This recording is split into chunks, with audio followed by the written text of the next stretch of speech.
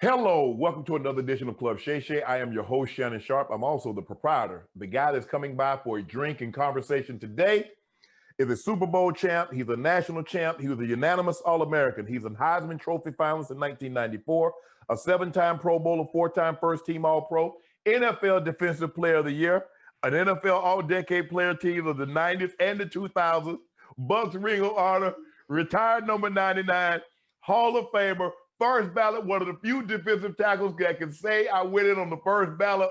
My dog, Warren Sapp. Oh my God, dog. Hey, man, Jesus, boy, you got the ball? Did I leave the ball? No, I'm just asking, you got the ball? I like the way this sounds. On the all-century, all-Florida team, one of the top 33 players in Florida.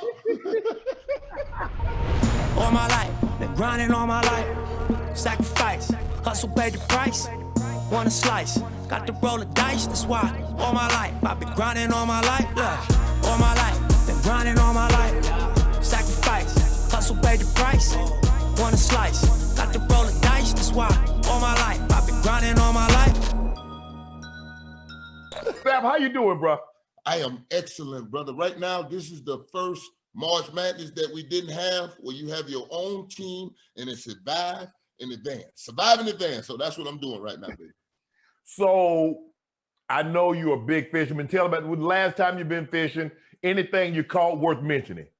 Brother, I went on my birthday, which was December the 19th. Okay. I escaped down to Costa Rica, which is flat, calm. I can take you out there because you love it. It's flat, calm. If you want to go on the front. Yeah, because I can't be doing all that rocking. No, ain't no rocking. Flat, calm. I mean, I take the old lady with me, flat, calm. Okay. 100-pound tuna, 55 inches, dog. What? Yes. And we cut him up. Ate right there on the boat. Oh, yeah, you got to eat it on the boat. Come on, you got to freeze him up real good for about a good 45 hours. And then, buddy, go to slicing that thing, put that wasabi and that soy sauce in there. Oh, my God. Boy, don't get no fresher than that, dog. So when the last time you caught any trophy fish? Yeah, because I know you're a big trophy fisherman. You know what? I got in the water with a nice 120-pound sail and went swimming with him. And, and other than that, I don't take them out of the water, and I don't keep them unless I'm eating them. If I hook it, I'm cooking it. If I'm not, then I'm releasing them because it's there for somebody else. So you hadn't had anything you had to back the boat down to in a minute? No, the sail we back down because that's just how you do it. But I ain't had no marlin on the line in a minute, boy. I want one too, dog. Ooh. dog, you know how it is with that dog, when that thing go to screaming and the cap look at you and they go to railing everything down and you on the end of that thing and he say, let's get wet. There's nothing better than that, dog. The water fit to go splash. Sapp, I don't think people that's never been deep sea fishing, I don't think they understand how tedious, how tired, because you have to understand that fish know something is trying to get him up out that water. So he's fighting for his life. And he's like, okay, well, I got him now. He's tired. And then all of a sudden he hit it. Hey, that's when he break you right there. That's when I ask for the Coors Light and I tell him, pour it right here. Just pour it right in my mouth, dog, because I'm going to keep reeling. I'm not letting him off this hook. I'm going to keep that line tight, and he got to come to the boat. Come see. We're going to start. This is what we're going to do. We're going to start forward, and we're going to work our way back to the early years. Who's your 2020? Who you got going to the Super Bowl? The NFC representative, AFC representative, and who wins when it's all said and done in your hometown, in your backyard of Tampa? The first time in NFL history, 101 years, we're going to have a home team playing in their home stadium. And it's my Tampa Bay Buccaneers versus them Kansas City Chiefs. That's where I'm going. I'm right, dog. We are in sync right now. Tom Brady can hit AB on that post route now. It ain't off no more, and you're going to need 40 to beat us. You're going to need 40. You like the way your defense playing? It ain't about my defense right now. The new NFL ain't about no defense. Defense don't win no championships. Defense gives you a chance. No, listen to me now. Defense gives you a chance, and your offense and your $100 million quarterback has to win it for you. We keep track of fourth-quarter comebacks. I don't know how many fourth-quarter game-saving, game-ending sack calls fumbles I got.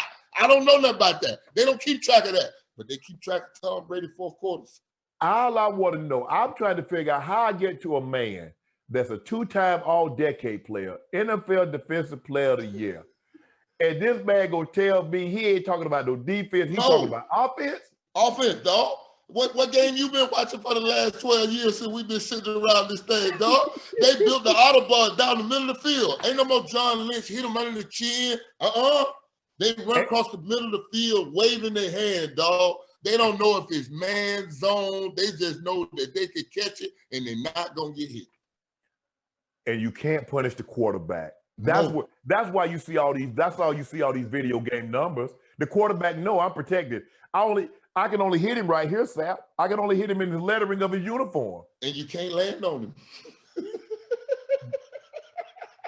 That was the pillow, dog. That was the reason why you brought the quarterback for me. That was my pillow. Dog, it's wide open right now. How much credit, how much influence of having Tom Brady in that Tampa Bay locker room has been, when you look at the success that they've had this year, 11-5, their first time in the playoffs in almost 2 decades, how much credit does Tom Brady deserve? All of it. All of it. I mean, when Tom throwed a couple pick sixes early in the year and looked like he had a little glimpses of Jameis Winston and the 43-year-old quarterback wasn't going to be able to do what he done, it was all on Tom. That defense hadn't changed. They were talking about how much stopping the run they do. I'm like, we don't run the ball in this league no more. This is a 50-pass league. And if you can't rush the passer or assault the quarterback, you're in trouble. And a lot of defenses are in trouble every week in this league, Shannon. When you look at the quarterback position now, our Aaron Rodgers and Patrick Mahomes and Russell Wilson, Tom Brady, Josh Allen, what quarterback do you like? If you like, if I'm on a team, I want him. Patrick Mahomes for me. I mean, I love what Aaron Rodgers does, and we always talk about he like that and all of this, but this boy is doing some stuff that we've never seen in this game. He's special. About, dog, I was watching the Tampa Bay game because me, I like to get in the film and I like to look up their butts because that's the way we were taught to look at the game. Right. Dog, that 75-yard pass he threw to Tariq, he was looking at Kelsey and the other boy and peeked over and saw it and just launched it. No look. Man, you don't do that 75 yards like that, dog, man. That boy is sick with it. He's special with it. Ooh. So let me ask you a question. I wouldn't lose championships with Aaron Rodgers either, though. I'm just gonna say that. Right. Or Russell Wilson, or Deshaun Watson, who's doing a Houdini act in Houston with nobody around him. Right. Do you believe the numbers that we're seeing and all? I'm talking about for the quarterback position. Do you think that's a direct reflection of how they've handcuffed the defense and their inability to punish the receiver, the quarterback, or anybody? You can't hit a soul. We are playing a wide open 7-on-7 game. And, we watch Aaron Donald assault the quarterback and have 4 sacks, and they still scored 54 points in that ball game. I'm thinking to myself, there's no quarterback that would be alive after the 3rd sack. Because if I sacked him 3 times, that means I hit him 6 or 7 times. Right. He's woozy right now. He's spinning, room spinning like he's drunk. Sapp, you grew up in a small town called Plymouth, Florida. Ooh. Tell me a little bit about your upbringing. You know what? I was raised by 5 black women. My grandma, my mom, my aunt, and my 2 sisters. Okay. So, and you know what that was. That's a lot of hard, tough love. You don't get no break like that. Not around black women in the South. You know that, boy. It ain't no more orders, duties, and more orders, more duties, more chores. And, they kept me on the straight and narrow. And when I found football, my older brothers are 12, 9, and 7 years older than me. I'm the baby of 6. Okay. So when I got to finally play with somebody my own age, it was like taking candy from a baby. I was like, is that all you got? Is that the only move you got? Like you and your brother, Right. I never won in my backyard. Dog, when I was watching your speech, dog, I was crying with you, dog, because I felt you. I never won in my own backyard, dog. My brother tortured me. All 3 of them. It wasn't no we're going to let him win. We let him win. No. What? And you better not cry because they won't play with you for about a month, dog. It's over, and they torture you. But it kept you coming back because you wanted to win so bad. You just want to have one. I just want to win one game. Just one. Just one. No, I just want to be in the game where I got a shot to win this sucker. Because then I'm going to go in the house and talk about all the good plays I had. And then he going to hit me with, did you win? And you got to just go and bat out to it. I'm going to get you this time, but I'm going to come back tomorrow. So growing up, what was your favorite sport to play as a kid? Football. Football was that. I mean, come on, man. If you were anything like me, growing up in the 70s, you're a little older than me, but it was the Cowboys, Steelers. If you were out west, it was the Raiders. And if you were in South Florida, you were mesmerized by this mythical team that nobody else saw play. I ain't never seen the Dolphins play. I didn't see no 17, though. So I was a Cowboy fan, but I always thought I needed a star on my helmet. And Tony Dorsett, Tony Hill, Drew Pierce, Robert Newhouse, the line that moved. I mean, come on, man. I mean, that's why I look at kids nowadays, and they don't know the history of the game. Like, how could you not? This is the richest, deepest game that will last you 2 lifetimes. How could you not immerse yourself in it? But the thing is, now, Sapp, back then, guys stayed basically until 12 years. They retired, and maybe they went 1 year somewhere else. Robert Newhouse, those guys stayed there forever. Property of. It wasn't no after 3 years, 4 years, guys moving on. So you got an opportunity. You got an opportunity to know the guys and to know the teams. It's not like that anymore.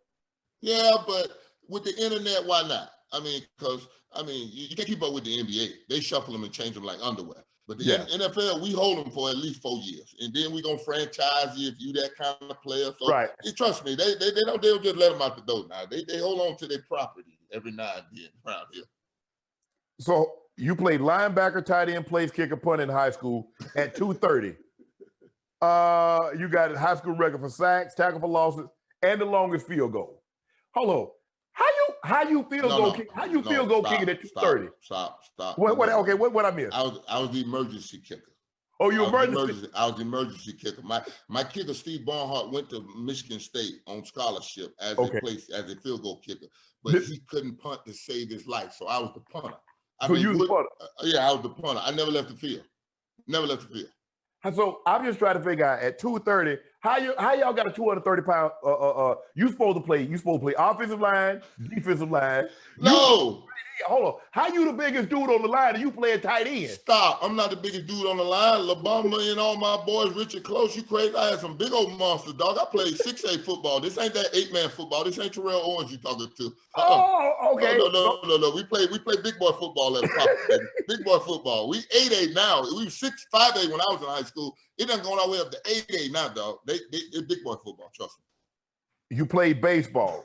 No. You've been on Wikipedia. Tell your producer stop that. I ain't played no baseball. You ain't played no baseball? Basketball. 1,000 points, 1,000 rebounds. Hold on. Tell me. Whoa. Hold on. You played basketball?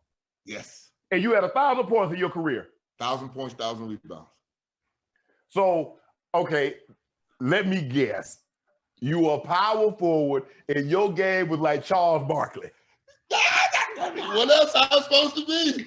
I mean, the round mound, the rebound. I mean, what else would you want to be, baby? With a nice smile and dunk that thing. I mean, dog. Hold on. You would dunk it back then? Boy, I'm gonna send it to you. I got an old dunk. My homeboy dug up an old tape for me. Yeah, baby. I won a dunk contest my rookie year in college, so we can win some money. You had to pull out your skills, baby. Come on. I was 280 doing that. Yeah, I got the trophy at my mama's house. Let me ask you this. Now, it says that you played against former MLB star Johnny Damon, and you tackled him, and you knocked him out. Other way around. He was the safety. I was the tight end. You ran him over. Done. And Jason Veritek. Got both of them. Shay Shay. Got both of them, baby. You don't bring no baseball player out here to this football field. We stomp on that, baby. So in other words, you weren't looking to run past anybody. You were looking to run over people. You were trying to. No. It was certain ones. Like the baseball All-American Jason Veritek, the pitcher twice I got him. First time I shook him and then ran him over. Second time I just said he ain't got enough to stop it, so I just went over here and just flattened him. Your boy Johnny Damon had the angle on me, and I saw him late, and I lifted up the thigh, and he was gone. He says that every time I see him too, dog. Hey man, you knocked me out in high school. I said, dog, I didn't even know it was you, dog. I really did. You chose the University of Miami. I want to know, why did you choose Miami, and who were your top 3 teams that you were going to, that you were thinking about going to before you chose Miami? Only took 4 visits. You only took 4? I went to Michigan State to go see Snow. And I wanted to see Steve Smith play basketball because I was a real basketball. You know that old freaky move he had. I wanted to see him do that thing, boy. Steve Smith was my guy. And Bobby Williams, who's down in Alabama with Nick Saban right now, was recruiting me. My mother loved this man. I mean, this dude, he almost got me to go to Michigan State. And then it was the 3 Florida schools. And I couldn't go to Florida because my mother bagged me out of the football office. Okay, what happened? I was feeling to commit because this was fun and gun, and Kirkpatrick had just caught 66 balls at tight end. I was going. Spurrier took me back to his office. Shane Matthews walks in the meeting room and says, "Who you got in the room, coach?" He said, "I got your guy from Apopka." Shane Matthews say, "Sapp in here?"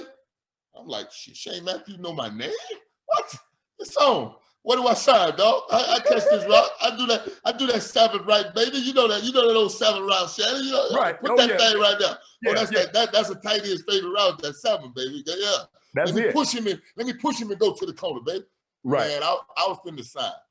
And Spurrier said, "There's one more person I need for you to meet." He went down the hall to get the tight end coach. God bless his soul, John Reeves. Only time I met John Reeves, I saw him in Tampa one other time. He came out of his office. He looked down the hall and he said, "Hi, man." And my mama said, "No," and bagged me out of the football offices. My visit was over right then, Shannon. We drove home, got in the car. I tried to turn the music on. She slapped my hand. I had to look out the window for 90 minutes until we got back to Orlando, dog. Okay. I never asked her. Florida State. Did you visit Florida State? Bobby Bowden wouldn't come to my house. Bobby Bowden told me he'd meet my mother at Phyllis Wheatley Elementary where she worked. I'm like, I live in the country, dog. I don't live nowhere. You know, because 90-91, they were doing a lot of drive-by shootings. Right. And Bobby, I guess Bobby didn't feel safe in the country. But, you know, if you're a country boy and you talk about Pascagoula, Mississippi, and that boy mama over there, you know the old Bobby Bowden show when he do it on Sunday morning. You know, that be right into my living room, dog. Sammy Smith had went there from my high school, so my girl was gonna go to FAMU the next year. I wanted to go to Florida State, but then he badmouthed his 2 tight ends. He told me Warren Hart was a fat F, and Lonnie Johnson couldn't catch a cold butt naked in Alaska if he was soaking wet. So I said to myself, when I'm not the hot new freshman and I'm a junior, what is he gonna say about me to get the next guy to come to the school? Right. And I really didn't like that at all.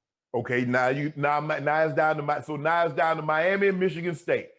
No, Michigan State's out. It's too damn cold. I trekked in that snow, brother. Oh my God. I thought to myself, I can't do this for 4-5 months. Oh my God, I'm a Florida boy. My people subtropical. So I go to Miami. You go to Miami.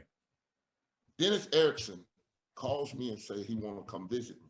I said, well, I live 28 miles from Orlando International Airport. One thing you got to do is get on 441 and just head north. Right.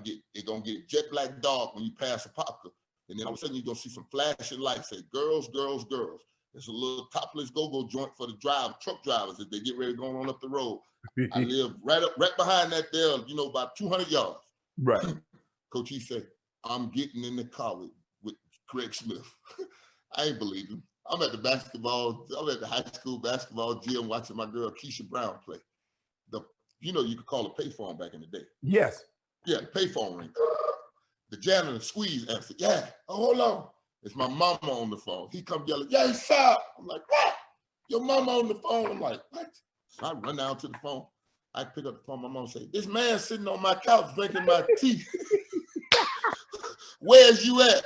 I'm like, "Oh shit." I hang up the phone. Yo, my homeboy, we live like 4 miles from the high school. We race to the house, jump out.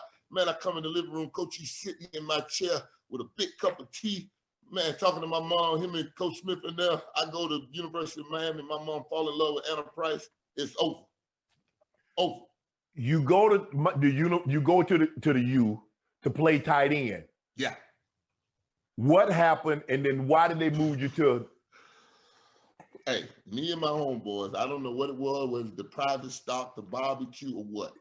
But from June the 10th to August the 6th, I gained 46 pounds. What?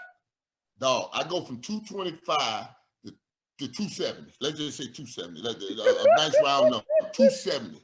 Dog, I stand on this scale, 270. I'm like, what the hell the 5th grader that I ate? what I'm saying? What the hell going on? So they put me out there and they told me go run a 40. So I got to run a 40. I don't even know what this is. You know, I come down the line, don't worry about it. Go back over there. I'm like, what was that? They were like, you just ran for your scholarship. I'm like, oh my God. I'm like, what do you mean? I mean, my heart just dropped. They like, hey, man, we didn't recruit no 270-pound guy. We recruited 225, 230 at the most. I'm like, hey, but you lucky you can still run. I'm like, hey, I'm good there. Let's go on with this process there. Okay. So you gained 70 pounds and they moved. So how did they tell you, Warren, we want you to move to the other side of the football and not play linebacker, play D-line? Oh, no. I was going with the intent purpose to go take Jesse Armstead's linebacker position because, you know, Miami really didn't throw to the tight end, so I was just going to go play the linebacker. So I done gained, I'd show up at 270. They put me on a 3,000 calorie a day diet. I gained 30 more pounds. I'm 300 now. This week 3 of the season, you know, we beat Arkansas, 99-yard touchdown, come back. So Bob Carmelo just walks up to me, God bless his soul, and says, young man, I've seen Cortez and Russell and another D tackle. He said, and you're better than all 3 of them. I said, what? I said, man, you lost your mind, man. I'm finna go over here and play tight end. I'm finna lose me some weight. I'm gonna catch me a couple balls. Ed Ogeron comes, the defending national champ, coach of LSU. Listen, big fella, I done seen Russell, Jerome, and all of them. I'm telling you, I got the film in the closet over there. I'm telling you, country boy, you'd be better than all of them. So they convinced me to go run with them for, you know, a couple of weeks. Just run with them. They don't put me in no run drill, Shannon. They only allow me to rush the passer. They only got me in pass rush drill. Right. No first teamer or second team guy will go against me. They only give me the bottom of the barrel. Right. So you know I'm whooping them. Right. I got sneaky long arms, and you know I'm pretty athletic. So man, I was thinking this like playing tight end. I just got to move him one way, go the other way, and then I just got to move him. You know, if I move them hips, I can get where I want to go. Man, all of a sudden I got a taste in my mouth, and off I went, though. Did you know the history of the UD lineman? Because as you mentioned, Jerome Brown, Jay Boogie, they got Tez. Tez came out with me, which was the second pick in the draft. Russell Maryland, but they had Danny Stubbs. Jim Burt. Yeah, the original 3-4 nose, Reuben Carter. Yeah, they're on the wall in the Gritters room. When you walk in here, that's the story that Dwayne Johnson tells all the time. When I walked in the room, because Ogeron told me, go in the room, just sit down and wait for everybody to pick their seat, and then you pick a seat in the Gritters room, because these are cherished spots. They don't let anybody in the Gritters. So I'm sitting in the first chair. Dwayne Johnson coming through the room and asked me, what are you doing here? And I looked at him, I said, I'm here for your job. So, you know me, I gotta have some come back. I mean, I ain't just here. I'm here for your job, son. So then there's a freshman that comes in, Ray Lewis. What was your first impression when you met Ray, and did you know he was gonna be what he became? Okay, you know you don't pay no attention to no freshmen when they come in, and especially the last one that got a scholarship. Ray, that was the last one. Ray will tell you that he was the last scholarship they gave out that year. We playing and we trying to, you know, go up in the season because, you know, we fighting for a national championship. Right. All of a sudden, my middle linebacker gets hurt. We got to go to Colorado. Go play the Bucs in Colorado on the road. I ain't got no middle linebacker. All of a sudden, 17-year-old Ray Lewis walking here, still got sand soles in the back of his head, Shannon. I ain't lying to you, brother. Still wet behind the ear. Stands in front of this huddle and tries to call the defense and goes, can't. I said, whoa. I said, son, if you're going to stand in front of this thing, you're going to stand like a man, you're going to talk like a man, you're going to play like a man. Did you hear me? He looked at me and said, I got you, big dog. Canes 2, ready, swing. I said, that's what it sounds like.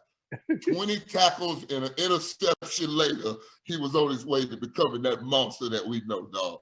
Is it safe to say the starting middle linebacker never got his job back? Never. Wally Pipton, dog. We never heard from base again. Did you recruit Ray? No. I'm telling you, the hot recruit that year was Jamie German. Me and Rohan Marley drove all the way over to Fort Myers when he played basketball. The wide receiver, though, right? That was the wide receiver. That was the hot recruit in that year in '93. It was Jamie German. In the year before, it was Deferred, Jamie German, something like that. Oh, Deferred was in 92, and then Jamie German and Ray was in that class, but he was the last one. He really wasn't no highly touted guy. He just grew into the monster that we know because he worked so damn hard at it. That's what was his thing. He worked at it. Dwayne Johnson, and I don't know if people know this, the Dwayne Johnson we're talking about is the Dwayne Johnson you think we're talking about, The Rock. He said Warren Sapp is the reason that I'm in acting. Stop that. What type of player was he? On a scale of 1 to 10, he was a 6. And I was an 8 in college. You know what I'm saying? Right. So he's 2 steps down. I mean, he was an adequate player, but he wasn't gonna make that play for you. You know what I'm saying? You know, he wasn't gonna dominate a game, wasn't gonna take it over, but he'd be good enough for you to, you know, not lose the game for you. Right. I put it in that terms. So what's it like to be on a field? You know, I went to a small college and I'm the dominant guy. And so I know every day I'm the best player out there. But you go out there and then you see all these other 5-star recruits and you see all these other guys that's going to be future first-round picks. Some of them going to be Hall of Famers. What is practice like? Oh, my God. Because, you know, back then in practice, we thudding up. We put people on the ground. Ain't no. No. We hit. They gotta call us off. You crazy? No taking them to the ground. We got a good thud, but don't take them to the ground. You crazy? Dog, in college, it was a dog-eat-dog world on Green Tree practice field. We go out there, man, and just obliterate each other. I mean, Rohan Marley, Ray, they love to hit. And then C.J. Richardson was in the back, my safety. Dog, you would get lit up. Because you know what, Sapp, and I tell people, it wasn't a thought about, well, I don't need to like hurt him because we got a game to play. Nah, bro, it is what it is. Hey, we playing this game, dog. You better protect yourself. That's why it was called Bang 8. As soon as it was a bang, get big, because you're gonna get hit regardless if you catch it or not. When you're in college and you're playing with Dwayne Johnson, did you know he would turn out to be what he became? Did he have that kind of personality? Did he have that kind of charisma? Listen, he did, but he kept it hidden. He's the type of guy that you'd let your sister date. I mean, real good guy, real charismatic. But the thing about him was, we always used to say it to him, like, dude, if this football thing don't work out, you're going to go wrestling. He'd be like, you damn right. And I mean, Rocky Johnson was his daddy, and the Flying Snooker Brothers was his uncles. So it was in his blood. He just took all those sayings. That was Ed Ogeron, that candy ass and shoving it sideways. Oh, my God. That's what Ed Ogeron used to talk to us if we had a bad practice or a bad game. That's how he used to talk to us, just like that. So when I first saw it, because Brooks is the wrestling fan. Right. Brooks like, you got to see this out. I'm like, what, man? You done took over the TV, got Tony Dungy to make me late to the room. I was going to watch something else on the TV tonight, man. No, you got to watch this. So, you know, you got to wait the whole hour till you get to the main event. Right. So I didn't do it a whole 40 minutes of wrestling at 29 years old. I want to kill Brooks at this point, right? Come on, man. I could have been watching. You're talking about Derrick Brooks. Derrick Brooks, number 55 in your program, number 942 in your heart when it's wrestling time, because he's going to watch it. And all of a sudden, the smoke, the lights, everything sets off, and oh my God, my mouth hit the floor, dog. My mouth hit the floor. I was watching my teammate, and he was no longer the guy that was behind me. He was up front and center. The stage was his, and he was giving it to him. I fell in love with it. I said, you know what, dog? We can watch The Rock on Thursday nights in here now. You know what I'm saying? I just won't watch the other 40 minutes of it. I'll just watch the 10 minutes of him. And then when he coming on at the end. Oh, when he coming on, it's about to be over. So I can deal with that. Of all the great players, this is gonna be. I want to get you on this one. Who's on your Mount Rushmore of UM players? Yeah. You got Mike. You got Ray Lewis. You got Ed Reed. You got Jay Boogie. You got Tez. You got Testaverde. Here's one right here, Jim Otto. Jim Otto, okay. Yeah, Jim Otto, and then I'm going with Jerome Brown. Okay, Boogie. Representing the defensive line. I'm gonna go. Michael Irvin, because you can't have a you without the playmaker. You can't. And then I'm gonna bring it to the new school. I'm gonna put Ed Reed. No, I'm gonna put Sean Taylor up there because nobody is gonna argue with the great Sean Taylor sitting on the Mount Rushmore. That's my 4 right there. I'm going O-line, D-line, wide receiver, and DB. Because you guys had them. I mean, you think about, you didn't mention Benny Blaze, Highsmith. Nope. I mean, come on, Adrian James, number 336, going into the Hall of Fame with us. Andre Johnson, who was about to crush every Rose Bowl record in the history of the world. They had to call him off them boys out there in 2001. I mean, we got some dogs now. We got some dogs. The Canes team of 01, I believe that is the greatest team in college football history. When you look at who they had on their roster, you look at the guys that went in the draft in the first round, and you look at what they became in the NFL. Now, if I give you the 95 Cornhuskers, the 04 Trojans, 88 Notre Dame, 2000 Oklahoma, where would you rank that 2001 Canes team? Number 1. I mean, number 1. I just can't see a weakness in that football team. I mean, it took a referee throwing the latest flag we've ever seen in the national championship game to take that trophy away from us. But, you know, Ohio State played a good game. But, boy, that was an immense amount of talent on a football field. And you talking about Brian McKinney, Shockey, McGahee, Portis, all of them in the back. I mean, I think the back in the backfield got what? 16, 11, and 10. They got 34, almost 40,000 yards in the NFL. It's crazy, dog. The 3 backs. And you think about Sean Taylor was on that team. Ed Reed, Antrell Roll. Jonathan Vilma was the middle backer. Vilma. They had Vince Wilfork. Yep. Calais Campbell. Jimmy Gray. That team was loaded. I don't think people realize how good that team was because your running backs were Frank Gore, Willis McGahee, and Clinton Portis.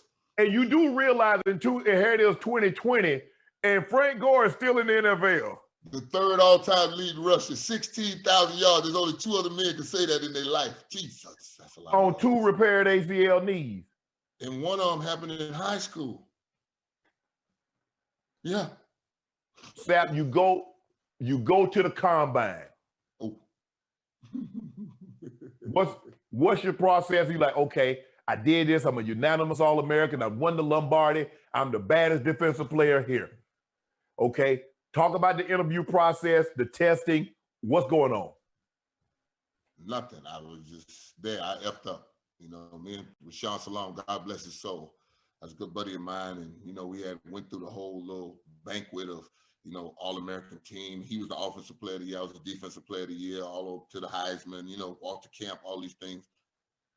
And my brother won the Heisman that night, and he pulled out a little joint. And me and him hit it together, and I put it down. I said, that's it, dog. I got to go to the combine. 23 nanograms, Shannon, and the cutoff was 20. And that's my life story in a nutshell right there. One silly night, one bad mistake. It wasn't about the interviews because what were you going to say to me?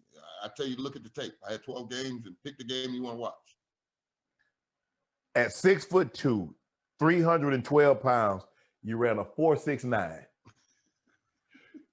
Did you think going into the combine that you were going to be the number 1 pick in the draft? 2, Jacksonville.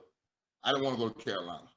Wasn't nothing about me, Carolina. Ain't number of prisons and pig farms in North Carolina. That's what I heard. In colleges, in a bunch of colleges. I give them that.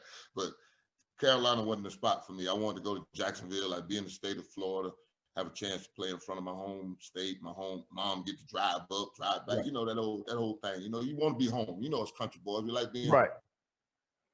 When you look at it, Kajana Carter ends up going first overall to the Bengals. Steve McNair's third to Houston. And then there's a run on defensive linemen. Kevin Carter, Mike Mamula, Derek Alexander. What you're sitting in at home, and so what's going through your mind? No, I'm at the draft. I'm in the draft. Oh, you're right. You at the room. I was the first Aaron Rodgers, buddy. 2 hours and 45 minutes, baby. They did your boy wrong up in there. I'm gonna tell you like this here. I looked up, and you know when Kevin Carter went 6 after Kerry Collins went 5th. I looked at the list. I said, okay, Kajana Carter had 1,800 yards. Baselli was a big bad boy over at USC. Al McNair ran and threw the ball all over the world. So I can't complain with that there. 4 was Michael Westbrook. That was a mistake by the Washington football team. We won't call them what they was at the time. You know what I'm saying? Okay. We're going to be politically correct. You know what I'm saying? We're going to stop it right there. And I was just looking at the list. So I leaned over to my mama when we got to Mr. Brady and the Jets screaming, "We want Sapp," because that was when the building was about to come loose right there. You know, Jet fans wanted to kill somebody. They're like, "What? We got a chance to get Sapp if we take a guy who caught how many touchdowns? I don't know how many he had, but it wasn't very many." Right. Still outright. So I leaned over to my mother. I said, "Ma, they can take all the receivers, tight ends, and whatever they want, but if they take one defensive tackle, we gonna get up and we walking out of here." That's the line I drew, Shannon. Okay. I said, you can take all the DNs, linebackers, whatever you think your need is, go take it. But if you take Ellis Johnson, I'm walking up out of here because that's a disrespect, and I ain't gonna stand for that. They take Mike Mamula with the 7th pick, Philly. He was the first workout warrior at the combine that blew everybody away, ran 4.35, jumped, lifted, all that stuff. Yeah, broad jump, 10.8, all this. Yeah, all that. Yeah. Put the tape on. So it's going out. Obviously, you said almost 3 hours you're sitting there. Tampa's on the clock. Oh, man. Listen, Rosenhaus got a call. He tell me, "Yeah, I think this Tampa." I'm like, you know, at this point, I'm done. I'm like, Tampa, boy. And Tampa terrible at that. Y'all got 11 straight double-digit loss seasons, and y'all questioning whether to take the best player. It ain't even on the board. In the whole damn draft that's left right now. You kidding me? You couldn't trade away 3 picks right now for me, boy. And one was Denny Green was sitting right there and told the people the night before, the only person worthy to move up in this draft, the draft is Warren Sapp. He took Derek Alexander. I took that one personally. God bless your soul, Denny. I won't talk bad about you today. So I told him, so I get on the phone, Sam White's like, we thinking about taking you. I was like, Drew, get this phone. I'm like, Drew, just get this phone, man. I don't care anymore. I don't care anymore right now. You know, I want out of here right now. I wasn't even planning on going to the draft. I was going to be at home, a country boy in the backyard with the barbecue. They done gave me the whole top floor, the Marriott Marquis, laid me out. I got a room with a hot tub and everything in it. I ain't never had nothing like that. Looking out over New York, they did me bad, though. You get drafted by the Bucs. You go into Tampa, 12, like you mentioned, they had at least a decade of double-digit losing seasons. You had some, I like the creamsicle uniform because you got it, they had the creamsicle. They didn't have the new one. The creamsicle, real nice. I made a deal. I traded Hardy Nicholson one year at the Pro Bowl. I got one of them creamsicle helmets. I get you a 9.9. I get you a I jersey. need that. Yeah, that's what I need. That's what I need, that jersey. creamsicle 9.9. I get you a jersey. I got you. What was the first thing Warren Sapp bought with some of that NFL money? My mama house and my mama a Mercedes-Benz 320 S-Class. I remember taking my mama to the Mercedes-Benz place, dog, because I was going to get her to drive her new car over to the house. Right. You know, because my mama had never had a new car in her life. You know, my mama got a funny saying, "Well, I ain't never had a car ain't nobody else farted in." So, wait, you know, we had to get that secondhand car. You got to do what you got to do. Hey, that Impala that laid down in the back, when you had to let the seat up and get in the back, and nobody wanted to sit in the back. Yeah, you know what I'm talking about. So, and that LTD, that long, tough, and dangerous. Dog, yeah. I went to the Mercedes-Benz dealership with my mama. They had a line up. I said, "Mama, pick the color you want." What you got? Mama, pick the color you want and the car you want, and then you got to go test drive. Me and my homeboy sitting in the back. You know, the Benz was big back then, dog. You know, the big old body. My homeboy was about 5'7". He back there swinging his feet up in the air. He said, "Man, it's like sitting on the city bus." then I knew I had to buy it. I said, "We buy this thing, dog. Then we go drive around to the house." So I got my mom in a brand new car. I said, "Drive over here to this address." But, okay. She driving over there. We over on Parker Violent Road. That's over there in the good part of town. Windermere, right. City amongst the lakes. Mm-hmm. Drove my mom up on a $400,000 crib, upstairs little spot hideaway where I can come in the garage and go up there. She won't even know I'm in there. And 4 other bedrooms over there, big nasty pool on the back end, covered in. Walked up to the door, and I had the lady standing there. And the lady standing there, she said, "You want to come inside and look?" Mama said, oh, no, I don't want to look inside. I grabbed the keys from the lady. I said, Mama, you ain't got to go look inside. This one is yours. She said, what? I said, that was yours. You go in there and do what you want there. She went in there and went to crying, and you know how it is, dog. It just, of course. Just one of them moments that you just live for, and that was my day. You mentioned, rest your soul, Sam White drafted you, but Tony Dungy comes in. Ooh. Tell me the impact that Tony had not only on Tampa, but on you. I was at the Super Bowl with John Randall and Derek Thomas, God bless his soul. We're doing the lineman challenge down in New Orleans. Mm-hmm. And everybody came up to me and was like, oh, you got the man, you got the man. I'm like, oh, Tony Dungy, man. And you know, I'm a young player. I don't know who Tony Dungy was in Kansas City with Neil Smith and Derek Thomas doing all that. You know, I went to Minnesota, and him and Monty is, you know, rinsing this two thing together. I don't know that. I'm a young player just trying to get my feet wet, trying to, you know, not fall out the league in 3 years. You know what I'm saying? Right.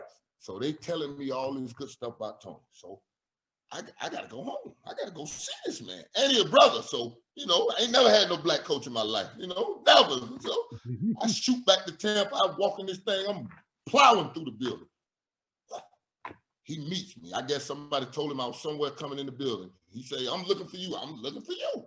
All right, come to my office. So we went round to his office. I sat in the coach's office. First time I ever sat in the coach's office looking at another brother. I'm like, boy, this damn feels good. I can't wait to tell my mama, you know what kind of man he is, you know? Right. No, he looks at me and he say, I want you to do the same thing you did at Miami. I said, whoa, coach. Do you know what that entails?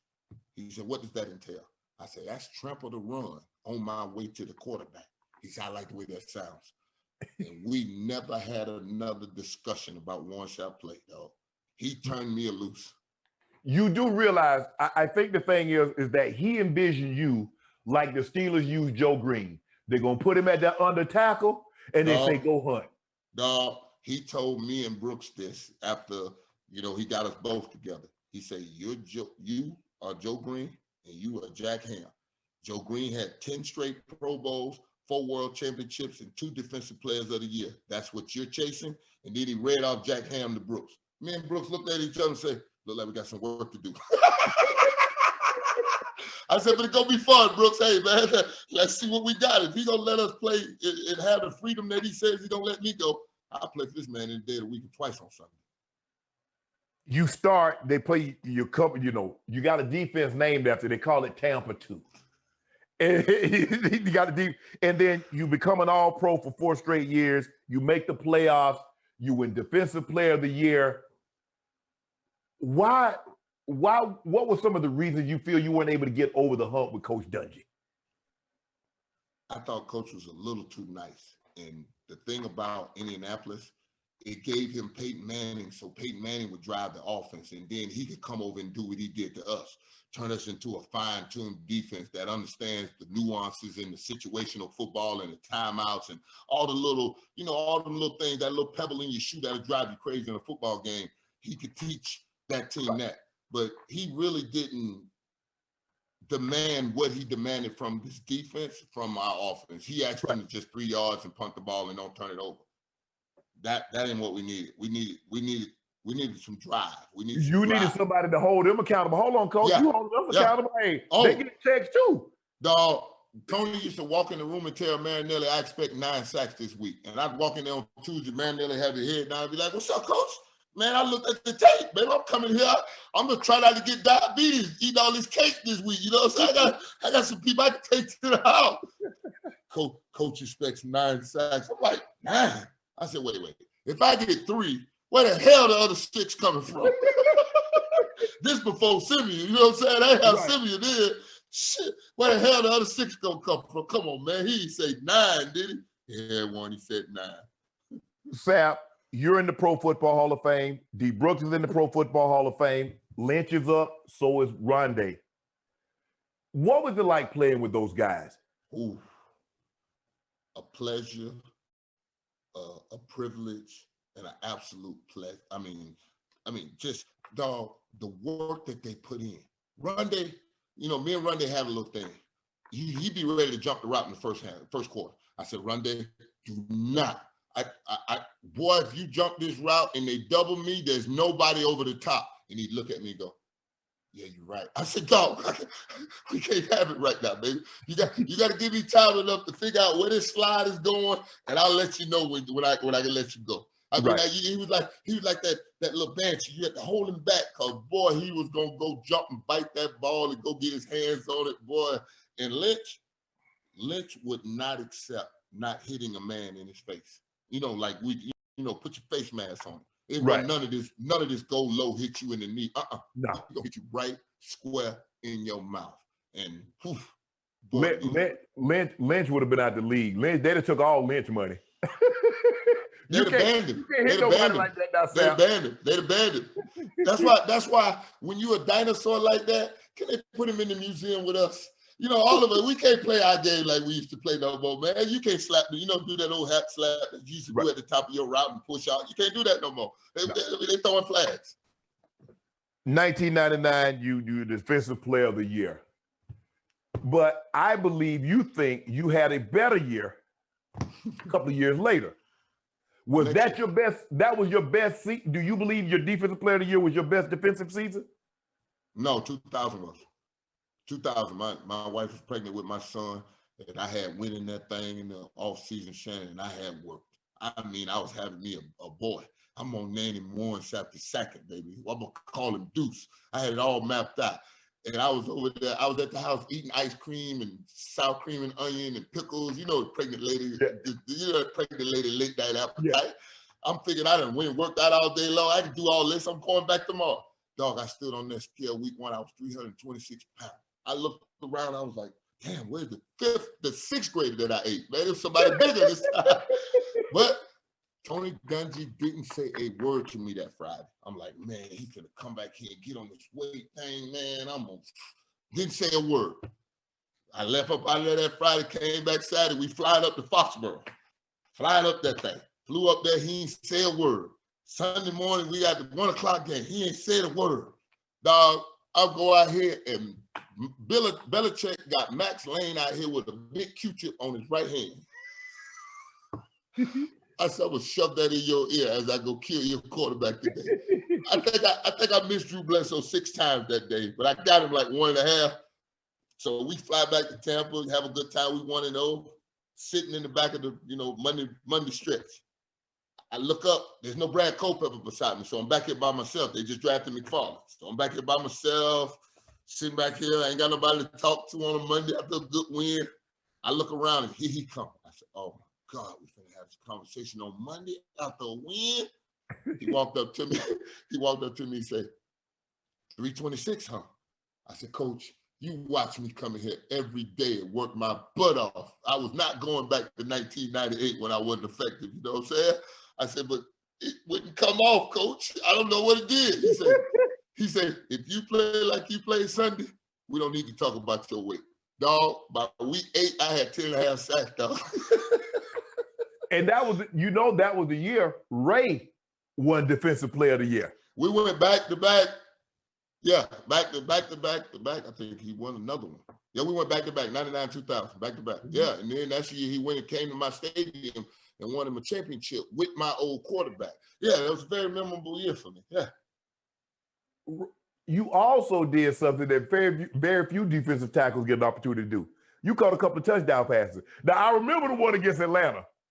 And you should have seen the dance in practice, dog. That was a real G version of what I was doing in practice. You just know this. You know I was cutting up in practice.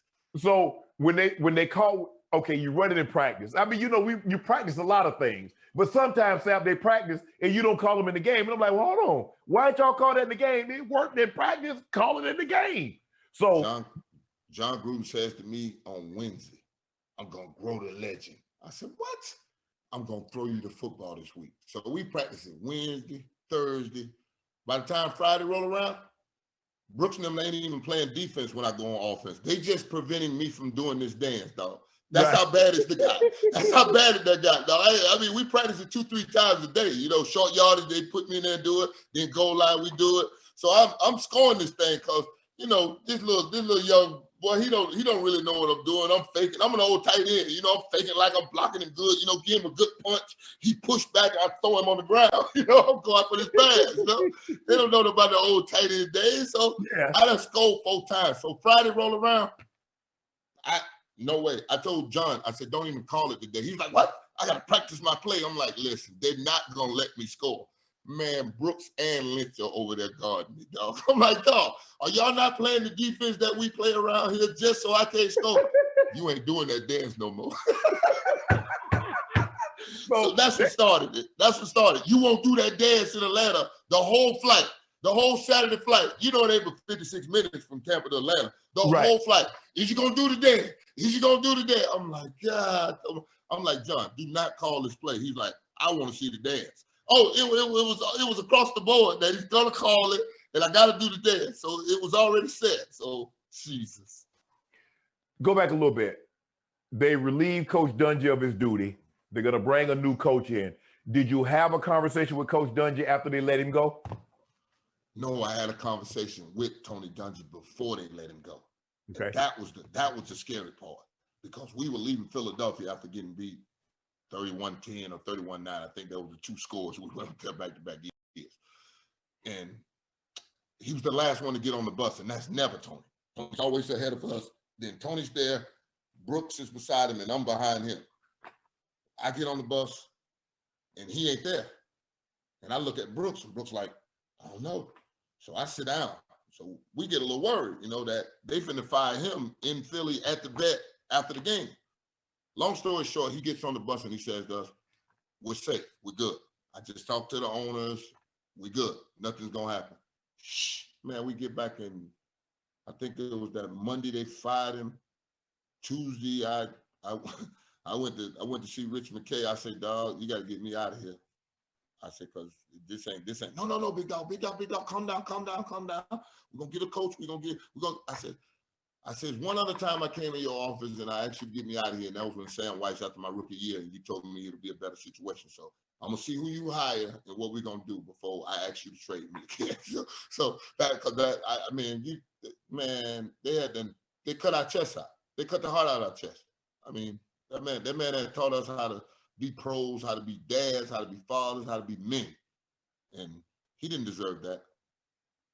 They bring in John Gruden. They have to give a king's ransom, 2 first rounders, $8 million, which I'd never heard of somebody trading for a coach, but that's not the here nor there. And you know, he asked for me too. Oh, did he? Yeah. And then the Glazers said, we'll give you the money, the draft picks, everything but Warren. We'll give you everything you asked for but Warren. What a concept, dog. That's why I love the Glazer family to the day I die now, dog. I was their first pick, and they wouldn't trade me when Al Davis wanted the Kings ransom, dog. It was like, we'll trade you everything but our jack. You finally get an opportunity because you know how you're going to be defined.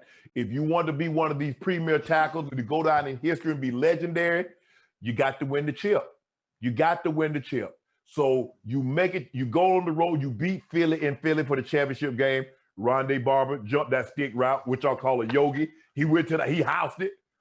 You get to the Super Bowl. What is your thought process going into the game? Did you think, man, we got our work cut out for us? Or you like, we're going to beat the brakes off there? We were just going to go one play at a time, because that was always our motto. One play at a time. Never know what's going to happen, cold ahead, behind, no matter what the score. We're going to play this thing for 60 minutes, and then we're going to look up and see what happened. It was just, because we were the last team to go straight from a championship to a Super Bowl. There was no bye week. Right. We had no time to think. And then we were living off East Coast time on the West Coast. So we woke up Tuesday morning, Shannon, at 4:30 in the morning, suck our head out the door. Me, Rondé Brooks, Lynch, Sean Quarles, Simeon Rice, Dwight Smith. We had a meeting at 6 o'clock in the morning. We went to go turn on the film because we were just sitting there twiddling our thumbs in the middle because we were up. Dog, Dwight Smith looked at that tape and said, I'm going to pick that pass off. That sluggo scene when Rich was just standing there and throw it back on that hitch. Twice he took it to the house, dog. It was set in stone. It wasn't one of those, we going to have an easy night. We just had to go put in the work that we needed to put in, because you know how it is in a football game. That Big Mo get to swing on you and all hell can break loose. You're exactly right. So the 0-2 Bucs defense, we got the 76 Steelers, 85 Bears, 2,000 Ravens, 13 Seahawks, 15 Broncos. Ravens. You like that? You like that 2,000 Ravens, D? Dog, y'all wasn't scoring touchdown. And that little fluke pass you caught and took off for 90-some yards. That's the wildest play ever in playoff history, dog. I'm like, what the hell? I mean, it's what that dog. I used to tell Ray, we invented buck ball, but y'all went and perfected that thing, dog, and did it with my old quarterback too, dog. Y'all even taught Bill for how not to throw the pick six. I couldn't believe it. At that point in time, you know, all we had to do is not turn the ball over. The likelihood of you driving about 70, 80 yards against that defense, it wasn't going to happen. It wasn't going to happen. Do you think somebody will ever break the Ravens scoring? They gave up 165 points in 16 games. Do you think some? You don't think that? No. They done built the Autobahn in the middle. I'm sitting here talking about Tom Brady. You gonna need 40 to beat him, and I'm a defensive tackle. You crazy? We got a whole new league we enjoying right now, baby. This thing wide open. So let's bet the over and let's ride on out. Things did not end the way you would have liked it to in Tampa. Why did you leave Tampa, and then why did you go to the Raiders? They made a decision that Anthony McFarland would be able to do my job. I mean, you know how this is. It's a business decision. I mean, John Gruden told me when I got on the phone, when I woke up that morning, it was free agency. Marvin Lewis made an offer to Drew Rosenhaus 2 minutes before free agency opened. They had a Florida State workout somewhere. Marvin Lewis is on the phone. I'm like, well, go give me $20 million for 4 years, and I'm retiring after that because I want to play. I want to do 4 years, and I'm retiring. I had already mapped out my retirement after I was leaving Tampa. John Gruden, I got on the phone. Gruden told me, give me an hour. Mike Brown said, give him an hour for me to accept his offer. So I waited 56 minutes, called Rosenhaus back. I said, take Mike Brown's offer. I jumped in my car, went down to One Buck Place. I cleaned out my locker. It was over in Tampa that fast. Are you disappointed that they didn't make a better attempt to keep you? You were a cornerstone player. No. I'm like a bad cold. When I done ran my course, let me go. It wasn't nothing. You know, we had won a championship together. My name was gonna be on the wall, and you know, my what I did in Tampa was sketch. And they had them put a statue of me up in the One Buck Place. I was happy. I was happy. So it's a choice between the Bengals and the Raiders.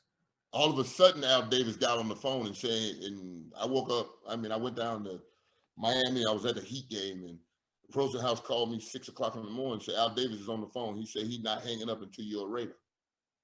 Mike Brown didn't have a chance. Mike Brown said he would, bidding against himself and all kind of other foolishness. That's why the Bengals are the Bengals. Al, rest his soul. He would always ask you, be out there stretching, and you see you run by especially great players. He would always come put his hand on your shoulder. So you want to be a Raider? Yeah. Oh, he loved collecting. He did. Loved collecting great players. So you played, I think you played 2 years or 3 years in Oakland? 4. You let it go. You said, I'm done. And you were coming off a great season. Your last season, you played really, really well. Well, the year before that, I had 10 sacks too. But, dog, trust me, when you walk in the locker room and they talking about how much money the guy on the TV making and how much this and that and whatever, it wasn't about winning. I won 15 games in 4 years, and trust me, it was not about winning in Oakland. I won 5, 4, 2, and 4 games in 4 years. I didn't lose like that in Tampa, dog. And I damn sure wasn't going to fly 3,300 miles to go get beat like that. And it ain't no sunny place over there in the Bay Area, baby. And I was living in San Fran. Other than the lazy man Chipino on Tuesday afternoon over there at the wharf that I ate every Tuesday, nothing else would keep me going back to San Fran. You were also in Oakland when Randy Moss came. Oof. Talk to us about that situation. And why didn't it work out with Randy in Oakland? They ran the hell out of Randy, man. They made this man run so many go routes in practice that it didn't make sense. And then Kerry Collins got there, and Kerry didn't want to throw him the ball because he didn't believe that this was open. When Randy did this, he was open. I said, Kerry, throw the ball. One, he's not open. I'm like, what's going to happen? Either he's going to catch it, they're going to pass interference, or the ball's going to hit the ground. They're not picking it off. throw him the ball. He wouldn't throw it. He wouldn't throw it. He would not throw it. And then we went to Andrew Waters and Asasopo. Oh, no. No. You know, I had 11 of them 17 quarterbacks they talking about from Rich Gannon up to Jamarcus Russell or whatever. Right. Oh, boy, it was bad. It was bad. You retired for 13 seasons, 434 solo tackles, 96.5 sacks, second high for a defensive tackle behind Johnny Randall, 19 forced fumbles, 4 interceptions. You didn't want to get to you didn't want to get to that C note. Oh, what did you think I was doing there last year? I was looking right at it. You know, I had 94 and I had 94, and then I get 2.5, well, 93, something like that. 94, and then I end with 96.5. I had 94 sacks. I only needed 6, dog. Right. It was only 2 years of my career I didn't have 6 sacks. Well, 3. My rookie year, my first year in Oakland, and the year I tore my rotator cuff in Oakland. The 3 years of my 13 years I hadn't had 6 sacks. I was like, I get this at midway. Oh. And then you like, when did you know it was over? Monday night, all right, we go to Seattle this week 15. That night, Randy Moss dropping the ball on Monday Night Football. I mean, dropped by 4 or 5 of them. You know what I'm talking about? Yeah. We was up there playing Mike Holmgren. And you know Mike Holmgren loves to play that wide open style. Dog, I had my all-white Jordans on, patent leather. It's Monday Night Football. I know my mama watching, dog. I'm finna do this Michael Jackson, dog, with my white patent leather on. Dog, I'm finna hee this thing. Dog, I sacked Seneca Wallace 3 times that night. I'm dancing all over the field. I called it's my birthday month too, you know, I'm December, baby. So I'm driving across the Bay Bridge that Monday morning. I called my mama on speakerphone. I'm like, Mama, I know you saw your boy last night cutting up on Monday Night Football. My mama said, boy, if I want to watch somebody get killed, I watch Law and Order. What? My mama said, if I want to watch somebody get killed, I will watch Law and Order. She was worried about you hurting Seneca Wallace? No, she was talking about Andrew Waters getting sacked 9 times, my quarterback. Oh, the boy they made my mama turn off Monday Night Football, dog. My mama couldn't even enjoy me up there doing my thing because she was so worried about Andrew Waters. I call him Andrew the Frame, the toughest screw to ever do a turn in Shawshank, baby. They put that boy through some things, boy. One time for Dufresne, baby. Put up the stink, the shot. Arizona State, baby. You retire, and then you get the call, the Hall of Fame. Oh. What were your emotions like when you got that call? Because you're going to football heaven. You know what it's like, dog. You can't control it. You can't stop you trying to figure out what to put on, who to call. You know, the homeboys yelling that shit. I mean, I don't know what you had because you know I didn't have this knock on the door thing. You didn't have that either. You had the knock on the door? No. See, I didn't have no knock on the door either. So I mean, I was with my homeboys. You know what I'm saying? We had went to 2 sisters and had a crawfish broil down in New Orleans. You know, I had to take my mind off this thing, dog, because somebody was gonna get told some very choice words if they were gonna tell me that, you know what I'm saying, that guy that you gotta wait a year. What? What for what? For who? You know, my first game in the NFL was the For Who For What game by Ricky Waters, baby. So you know me, I was ready to ask him, for who? For what? But no, I was just so happy and felt so blessed to be put in that position, dog, because you know, I've seen Chris Carter. You know, I held Chris Carter. Chris Carter was in year 6. Dwayne Robinson was in year 30. Curly Culp was in year 27. You know what I'm saying? So we have a whole band. We got 3 first ballots, and then we got 27, 30 years, Bill Parcells, you know, Chris Carter, you know, a whole mix in my class. So I got a true appreciation when you get to the hall of what it is to be in that VIP room. Well, you know, Sapp, you know, hey, you know, you couldn't be without incident. You know, you kept some ish going. Skip it through. That's bull. That's bull. Tony Dungy was there with me for 8 years when I was in Tampa. And I ran out that locker room the same way every time. Tony knew I was coming out there. And Tony laid him out there. When I went bouncing through that, I looked at him and he smiled at me and I nodded and he nodded. This was nothing about intimidating anybody. It was just my route to work, dog. The fastest distance between any 2 points is a straight line. I used to go from this corner to that corner. And I'm not stopping for nobody. I'm not going to bump into nobody. Man, you can't do, Sapp, you know how that thing's supposed to work. What? Let me ask you a question. What if somebody came skipping through Tampa's? Am I at home or am I away? You are. It doesn't matter. They come skipping through you, Brooks, Lynch. They just come skipping through. I'm in the back. I'm already at the end zone. I'm always in the back. I mean, somebody else got a hell of that. Don't worry about it. We finna have 60 minutes to worry about this. Don't worry about it. We finna get up close and personal. Don't worry. Don't worry about all that hoo-ha-ha. You know what? It's so much hoo-ha-ha brought in the foolishness, and LeVar Arrington played into it, and Chris Collinsworth bigged it up. It was nothing, man. I'm not finna fight in no football game. I'm finna go assault your quarterback. You have an incident with the Green Bay Packers. Oh. You get a pick, and you do the crackback on Chad Cliff. Tell the people at home that don't know, give them the backdrop of the story and what transpired. Listen, it was an interception, and he was being lazy because when Brian picked it off, first thing I do is look at the quarterback because that's the guy you want. I mean, I look at Brett, and Brett take off running. He laughed. I'm like, son of a. And I look, and I'm on the outside, and the rest of them already took off to the sideline. So I look, and Clifton was being a little lazy. I'm like, So I take off running to go get it, and my spidey sense go off. Some say he's in range. So I peek out, so I turn, and he in full, because you know the rule, if the old lineman ain't in the screen, they get fined like $1,500. They got to be in the screen on an interception at the time. Right. So I know this because the other old lineman have told this. So I peek out the corner of my eye, and he right there. So I'm a F-16 fighter pilot. I got tone.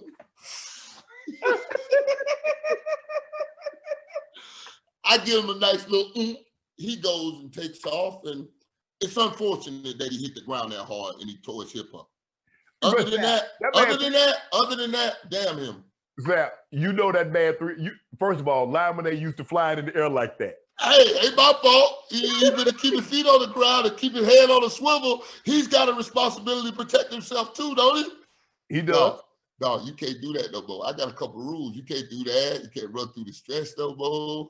You know the reason why they pat you down? They used to take certain people and rub them down? Yeah, silicone. Me and Brad Culpepper go to Indianapolis in 1998. He tell me, hey, I got some silicone. I'm like, what do you got? What is that? He's like, yo, he put the towel over his head and said, spray me down. I'm like, what are you talking about? So I go, We go out there, Jay Lewenberg put his hand on Brad the first play. The next play, he shoot this ball 15 yards sideways. We recover this thing on like the 15-yard line, driving it for a touchdown. We win the game 31-28, dog. Dog, they come looking for Brad, looking for me. I mean, dog, we the reason why they check people for silicone, dog. That was an old trick back in the day. I don't want to divulge too many secrets, but there's a lot of secrets that you and I both know we did that wasn't supposed to be done. I didn't wear silicone. I was not going to put it on me, dog. I was not putting a foreign substance on me to go play this game, dog. I wouldn't. If you can block me, you can block me, but I don't think you want to tangle with a lion. Let me ask you a question, Sapp. In today's game, it's a lot different than when you and I played. They got this thing called social media. How would you have handled it? And do you believe, because I think, and I tell people all the time, I say it's more difficult to play now, given the set of circumstances that these young athletes have to deal with. We didn't have any of that. No, they have their own personal little cheering section. But it also could turn pretty damn nasty too. Yes. Because the Twitter is a cesspool. You just got to be able to weave through it with your little boat oar and figure out where the clean water is and the clean conversation. Because boy, it's a whole nother animal. But it also gives them a chance to really do their branding thing, dog. That really, we could have did something special with that. But none of us would have been married, though. I don't think. Nah. I think the biggest thing is Sapp, is that it gives each individual player his opportunity to show a side of him that they don't normally wouldn't. Yeah, normally see. Yeah. But I think they take it too far. They do. Antonio Brown took it too far up in Pittsburgh, and then Juju Schuster with the all that TikToking and all. Hey, dog, how you got these people hyped up about the game and I don't know about it? Why the hell did you put a memo up on the board? You got them over there ready to tie our ass up, and I'm over here thinking we got a duck this week. Because you over here TikToking. What the hell? You used to be in the NFC North, yes, and that division with the Green Bay Packers. You had some historic battles with Brett Favre. What made your battles with Brett so legendary? It was just two country boys that'll get 10 of their friends and come out and play until the sun go down. You know how that is, baby. You know, you keep the score. It's 77-70. We got the ball. Man, it's dark out here. No, dog, you got to give us one more shot. That's how it was, dog. That's what it really reminded me of, because the talking, the back and forth banter, it was about what was in the program, dog. We were talking about what was in the program, how much I weighed and all this other stuff. And I mean, it just was just silly stuff that, is that what you love most about Brett? Because Brett was a talker. He's like, that was a good shot, Sapp. He threw a touchdown. I got that one. It's your turn. He kept it going. Oh, yeah. And whenever you got somebody like that, it's tit for tat. It's almost like that schoolyard. Let's go. Let's go tit for tat, buddy. I'm going to be right here waiting on you when you come back in here. So it was just two country boys that just loved the game immensely and just loved to compete, dog. And he was the best. He was the best. 3-time MVP and a world champion right in my own division, and I got him twice a year. I'm going to get real acquainted with him. What D lineman reminds you Warren Sapp of Warren Sapp today? Aaron Rodgers. I mean, Aaron Donald. Aaron Donald. Aaron Donald. It ain't even funny. But he does it in a different way. Yes. Yeah, he does it so much more finesse. But, boy, when he get to that quarterback, boy, he nasty with it when he get to that quarterback. Boy, I love it. Oh, boy, I mean, he bang him fast. Boy, get him. Sapp, let me tell you the first time I saw him. The first time I saw Aaron Donald, I'm looking at him, and I'm like, I look like Aaron Donald. But nah, he too little to be Aaron Donald. Ain't no way he gonna play D tackle. That the size of the dog, Shannon. It's the size of the dog. It's that bite. Sapp. So I'm looking at him. I was like, nah, he too little. Man, I watched that joke in the game. Low man wins. Man, the weight. I think the thing is Sapp, the thing that he can do that you guys can do and the really good ones can do, they can bend and they can turn the corner. See, a lot of people, they got to run that big old arc, but this dude can run that tight. He can get past you and then bend, and he's right there on the quarterback. It's definitely around that corner, like Tupac used to say, baby. Like Bruce Smith used to drag Knuckles when he came around that thing. DT, that lean, Von Miller. Dog. That's an art to be able to play with that kind of leverage and you know this, Sapp, more times than not, you're getting double. The center gonna hit you, and then he gonna lead you for the guard. Ain't no, I got it one on one. They playing ping pong. They playing ping pong with you, dog. Ding, ding, ding, ding, ding, ding, ding. And it ain't triple the points for you either. So you get into the business. You're gonna talk about football now. What was it like transitioning, and how difficult was it to make the transition? Because like when you in the fraternity, to be really good, you're gonna have to be really honest. Dude ain't playing well. Dude ain't good. So I can't just sit here and say he playing well when he not. And you're gonna rub a lot of people a lot of former players and former, teammates and peers the wrong way. And you know what I always said, brother? Why try to fit in when I obviously stand out? I'm just gonna tell you what the tape said. I was one of them dudes who always looked at the tape. I want to watch the tape because I watched Michael Irvin, I watched Marshall, I watched them build those relationships the way they call guys every week and they had that conversation. I don't want to hear the lies because, the tape ain't going to lie. The eye in the sky ain't going to lie. After I watch your tape, I'm going to put it out there.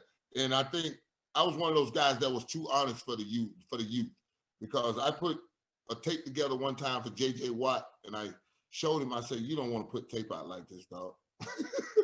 And I didn't get a reply back after that. So I left it alone. I said, I guess I just got to do my job and they accept it or they don't accept it. But I ain't got to be friends to do this. Well, see, that's how I am. I don't do a whole lot of calls. Now, if in the offseason you want to ask me about the critique or what's something that you need to do, but I'm not going to really call you during the season because I know you're going to lie. I don't need it. And plus, I don't need it. I know what I'm looking for. You make it seem like I always been in the media. You forget I played now. These eyes don't lie. When I'm looking at that eye in the sky, I know exactly what's going on, dog. Come on, stop playing. What's been the most rewarding part of playing in the National Football League, and what's been the most rewarding part of your post-career? Most rewarding part is the ability to take care of my family and the people like yourself, your brother, and all the great people I've met in the game. Because there's so many people around the game that you get to meet, and the doors that it opened up for you. You know what I'm saying? For a little country boy that was raised on a dirt road that is named after him. You know what I'm saying? Just the whole experience. And my post, just the freedom, dog. To be able to go where I want to go put my fishing pole in a rod, you know, go in a holder, sit around, go if I want to go, sit if I want to sit. That's freedom, dog. Because when you pull like we was, you got handed down your jeans, you got handed down your car, everything you had was somebody else's. So right now, I go eat what I want to eat, I go where I want to go, and I get there how I want to get there, baby. Ain't nothing like that. Sapp, we got to do a fishing trip. Winner take all. You know, we're gonna do the most fish. We can do the biggest. What you want? What you want? Lake? You want the lake, or you want to go out there with a mahi and the tuna? Whatever, you make it easy on yourself. No. I make it easy on you because not everybody likes to get out where they can't see land. Well, see, first of all, I already know you can't beat me fishing in like a pond or a river setting. That's not what you do. Now, I'm gonna come to your backyard. I know you like to get out there in that water, go far out there. Stop. I'm gonna take you to the barramundi pond. There's 8,000. You ever caught a barramundi? There's only 2 places you catch them, in Australia or St. Cloud, Orlando, where I'm from. I'm gonna take you there, and we gonna go there. So are we going for the biggest, or we going for the most? The most. It's like football. We want the most. Okay, well, you want the most catches, don't you? You want the most touchdowns. You want the most yards. I want the most sacks. Say less. Okay. I just want everybody to know this thing. It will be posted. It will be live. I'm gonna stream it. We're gonna find a place for the people to stream. We got Instagram. Okay. Long as we ain't got no music playing that somebody gonna report, it'll go on. Okay. well, let's do the thing. Bro, you know I appreciate you coming on with me. We talk all the time anyway, so I figured I might as well get you on the podcast because we talk every we talk too much. Both of us talk too much. And I got this for you. We're gonna do this after Super Bowl week because it ain't but 60 miles from Tampa to Orlando. Okay. Well, we get it done then. Yeah. And then we're gonna go out there, we're gonna fish for a marlin or tuna. Yeah, we gotta go Costa Rica. We can do the big grouper if you want to do the big grouper. No, I don't want that because you can't keep him, man. I don't want that Goliath. I don't want that. So we only gonna catch fish that we can eat. Yeah, boy. Ain't you a country boy? Yeah. But I ain't really trying to clean. Somebody else gonna do all the cleaning. You know what is country club fishing, boy? You stop that. Okay, I go say because ain't no scales and none of that. No guts, none of that. No, none of that. I just do the eating, baby. I told you. Country club fishing. Country club fishing. I appreciate you coming on today, man. Thank you. Anytime, brother. Thank you for having me. Holla, bro. All my life, been grinding all my life. Sacrifice, hustle, pay the price. Want a slice, got to roll the dice, that's why all my life, I've been grinding all my life, look, all my life, been grinding all my life, sacrifice, hustle, pay the price, want a slice, got to roll the dice, that's why all my life, I've been grinding all my life. You know what to do, hit the subscribe button to become an official member of Club Shay Shay, where we always do something for two something.